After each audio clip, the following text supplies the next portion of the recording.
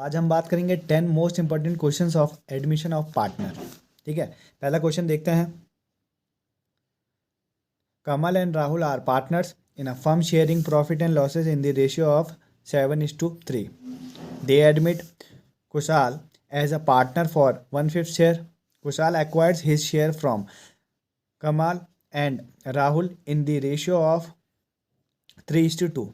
The goodwill of the firm has been valued at rupees 25,000. Mohit paid rupees 10,000 privately to X and Y as his share of goodwill. What should be the journal entry? Option देख लेते हैं। No entry will be passed. Option B Rahul account debit, Kamal account debit to Kaushal. Option C देखते हैं, Kamal account debit cash account debit to goodwill. Option D Rahul account debit loan account debit to cash.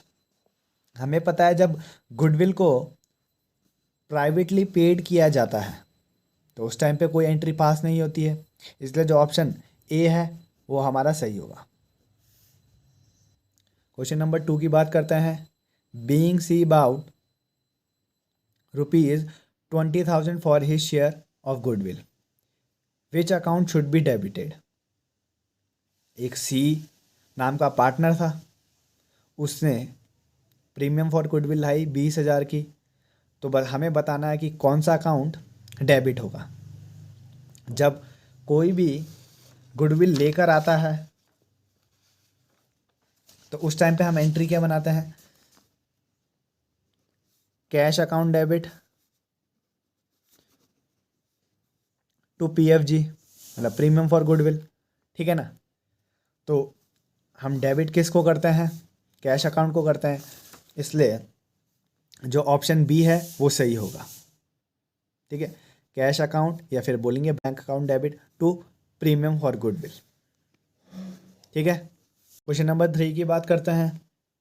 If goodwill already exist in the dash, it should be written off by debiting all old partners in their old profit sharing ratio. Option में देख लेते हैं, trading account, balance sheet, trial balance या फिर profit and loss account. जब goodwill already exist हो dash में तो हम क्या करते हैं, उस गुडविल को रिटर्न ऑफ कर देते हैं। किनको बांट देते हैं, ओल्ड पार्टनर्स को बांट देते हैं उनकी ओल्ड रेशियो में। जो वो गुडविल ऑलरेडी एग्जिस्ट कर रही होगी तो मतलब मैं बोल सकता हूँ ये गुडविल हमारी अपेयर्ड गुडविल है। जो अपेयर्ड गुडविल होती है वो बैलेंस शीट में होती है, इसलिए ऑप्शन जो हमारा होगा सही वो बी वाला होगा। जब कोई अपेयर्ड गुडविल बैलेंस शीट के अंदर हो तो उसको हम क्या करते हैं, रिटर्न ऑफ करते हैं। किनको, ओल्ड पार्टनर को ओल्ड रेशियो में। फोर्थ क्वेश्चन की बात करें। In case of undistributed accumulated losses whose account should be debited. New partners के account, old partners capital account, gaining partners account या फिर गुडविल अकाउंट। हमें पता है जब एक्यूमुलेटेड लॉस को हम पार्टनर्स को बांटते हैं तो उस टाइम पे किस अकाउंट को हम डेबिट करते हैं, ओल्ड पार्टनर के अकाउंट को डेबिट करते हैं। ठीक है ना, old partners capital account to profit and losses. ठीक है ना, ब्रैकेट में लिख देता हूँ लॉस। ठीक है, जब हम लॉस की एंट्री बनाते हैं तो हम ओल्ड पार्टनर को क्या करते हैं, डेबिट करते हैं, इसलिए जो ऑप्शन बी है वो हमारा सही होगा। What treatment should be given to employees provident fund appearing in the liability side of the balance sheet in case of admission of a partner। Option देखें, not to be should be distributed in equal ratio, should be distributed as a part of reserve। Option D, both treatment can be done। हमें पता है जो liability side में employees provident fund दिया होता है वो पार्टनर के आउटसाइड लाइबिलिटी होती है, ठीक है ना। पार्टनर के आउटसाइडर लाइबिलिटी है तो उसको हम डिस्ट्रीब्यूट नहीं करते हैं, ठीक है ना। इसलिए जो ऑप्शन ए होगा वो हमारा सही होगा, ठीक है। 6th क्वेश्चन की बात करें, X and Y are partners sharing profit in the ratio 3:2. Z was admitted with 1/4 share in the profit which he acquired equally from X and Y. The new ratio will be 9:6:5, 19:11:10, 3:3:2 या 3:2:4. Now solve करते हैं। X और Y थे जो, उनकी old ratio क्या थी? 3:2, मतलब 3/5 लिखेंगे और यहाँ पे 2/5 लिखेंगे, ठीक है। जो पार्टनर था, नया पार्टनर जेड ने कितना लाया था शेयर? 1/4 लाया था।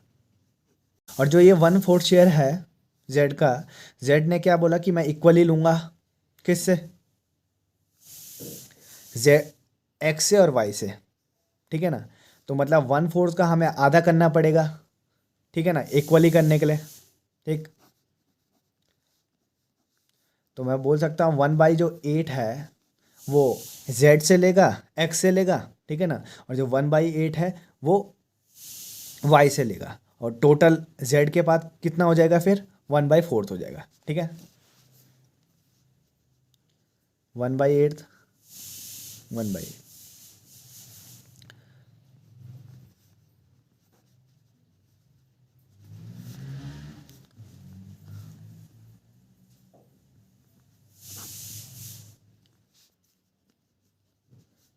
1/4, ठीक है।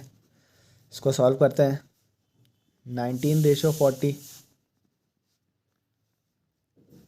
11:40, और इसका डिनोमिनेटर सेम करने के लिए हम दोनों जगह 10 से मल्टीप्लाई कर देंगे। 10:40, ठीक है। डिनोमिनेटर सबके सेम हो चुके हैं, तो हमारी न्यू रेशियो क्या बनी? 19:11:10, ठीक है। तो 19:11:10 हमारी न्यू रेशियो बनी है, ठीक है। तो मतलब जो ऑप्शन बी है वो हमारा सही है। फाइंड करने के लिए क्या बोला था? न्यू रेशियो फाइंड करने के लिए बोला। तो हम बोल सकते हैं जो ऑप्शन बी है वो हमारी न्यू रेशियो है, किसके आने के बाद? जेड के आने के बाद। ऑप्शन क्वेश्चन नंबर 7 देखते हैं। X and Y sharing profit in the ratio of 6:4 and their capital after adjustment are rupees 1,60,000 and rupees 1,20,000.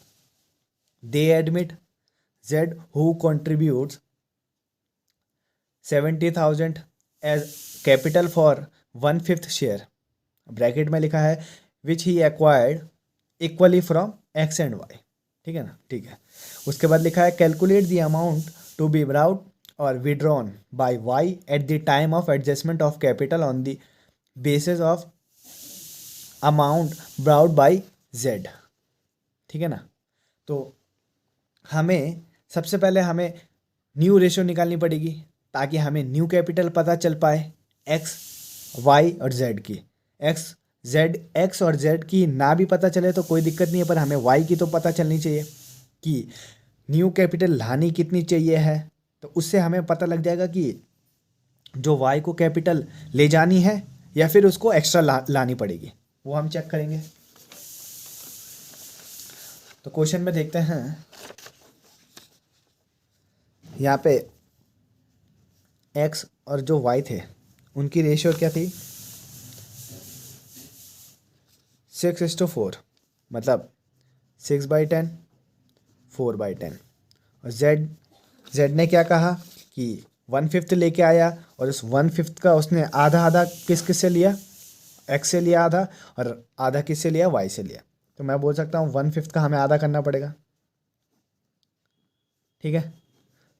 तो करेंगे तो कितना आ जाएगा, 110 आ जाएगा। ठीक है, तो 110 उसने किससे लिया, एक्स से लिया, 110 उसने किससे लिया, वाई से लिया। ठीक है ना, तो इसको कितना टोटल मिला, 1/5 मिला। सॉल्व करते हैं, 5:10, 3:10, इसका डिनोमिनेटर सेम कर इंटू 2 करेंगे। ठीक है, तो हमें कितना मिल जाएगा, 2/10।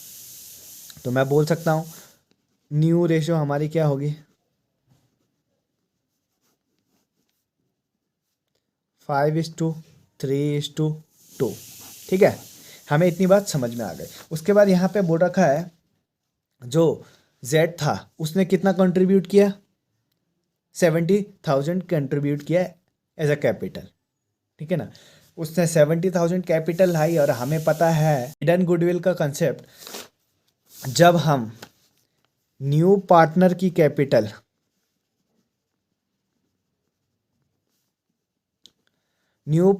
कैपिटल के साथ उसके शेयर, न्यू पार्टनर शेयर का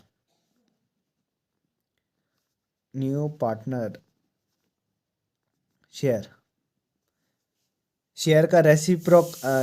शेयर न्यू पार्टनर का जो शेयर होता है उसके रेसिप्रोकल का जब हम इंटू करते हैं तो हमें क्या मिल जाती है, पूरे फर्म की कैपिटल मिल जाती है। ठीक है, पूरे फर्म की कैपिटल मिल जाती है। आ जाओ करते हैं, न्यू पार्टनर की कैपिटल कितनी थी, 70,000 इंटू न्यू पार्टनर का शेयर कितना था, न्यू पार्टनर की कैपिटल थी 70,000 और न्यू पार्टनर का शेयर कितना था, 1/5। न्यू पार्टनर का शेयर 1/5 था, तो हम उसका रेसिप्रोकल कर देंगे तो हमें टोटल फर्म की कैपिटल मिल जाएगी। कैसे मिल जाएगी, ठीक है ना, तो ये क्या है, टोटल कैपिटल ऑफ फर्म। तो फर्म की हमें टोटल कैपिटल मिल चुकी है। ठीक है ना, फर्म की टोटल कैपिटल मिल चुकी है, तो इससे हम न्यू कैपिटल निकाल सकते हैं वाई की। कैसे निकाल सकते हैं वाई की, क्योंकि हमें वाई का न्यू शेयर पता है 3/10 है। ठीक है ना, तो हम निकालते हैं wise new capital 3,50,000 multiply 3/10,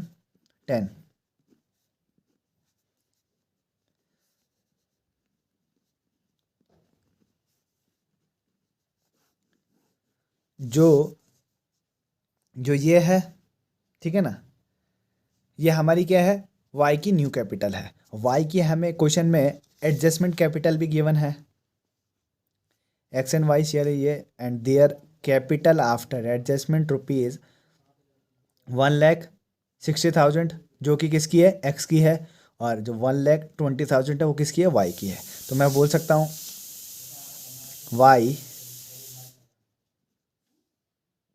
Y की जो एडजस्टमेंट कैपिटल है वो कितनी है। ठीक है, तो एडजस्टमेंट कैपिटल वाई की कितनी है, 1,20,000, और न्यू कैपिटल कितनी है, जो न्यू कैपिटल है वाई की वो कितनी है, 1,05,000 है। ठीक है ना, तो मैंने बोला कि जो वाई की कैपिटल थी वो थी 1,20,000। ठीक है ना, पर अब न्यू कैपिटल कितनी है उसकी, 1,05,000। तो मतलब जो वाई है वो कैपिटल को लाएगा, ये ले जाएगा। ऑब्वियस सी बात है कि ज़रूरत अब कम पड़ रही है। ठीक है ना, न्यू कैपिटल की ज़रूरत कम पड़ रही है। ठीक है ना, तो हम माइनस कर देते हैं, कितनी वो वापस ले जाएगा,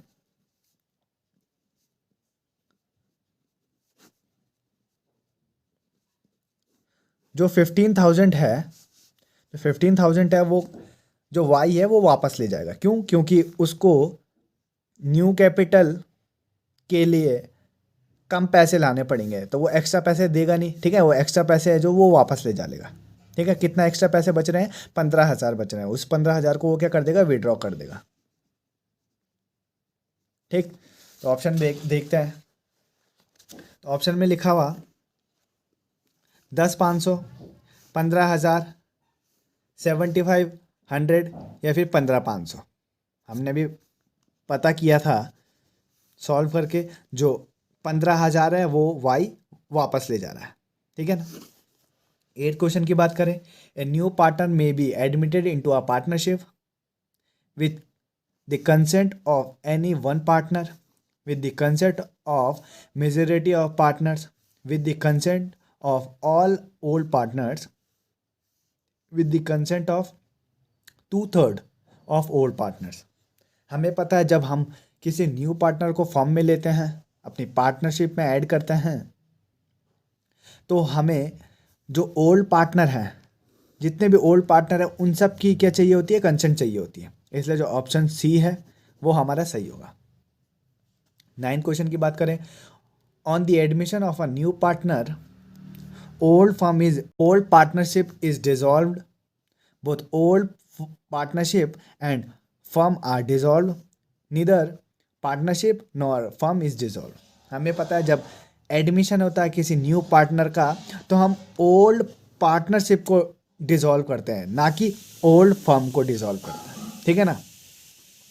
तो हम किसको डिसॉल्व करते हैं, जो ओल्ड पार्टनरशिप होती है उसको हम ख़त्म कर देते हैं और नई पार्टनरशिप को क्या ला देते हैं, एग्जिस्टेंस में ला देते हैं। इसलिए जो ऑप्शन बी है वो हमारा सही होगा। 10th क्वेश्चन की बात करें, if the new partner brings his share of goodwill in cash, it will be shared by old partner in ratio of sacrifice, old profit sharing ratio, new profit sharing ratio, in capital ratio. जब कोई partner क्या लेके आता है, share of goodwill आता है, मतलब premium for goodwill आता है कैश में, तो ओल्ड पार्टनर है जो वो किस रेशियो में लेते हैं, वो रेशियो ऑफ सेक्रीफाइस में रखते हैं अपने पास, ठीक है ना। इसलिए जो ऑप्शन ए है वो हमारा सही होगा।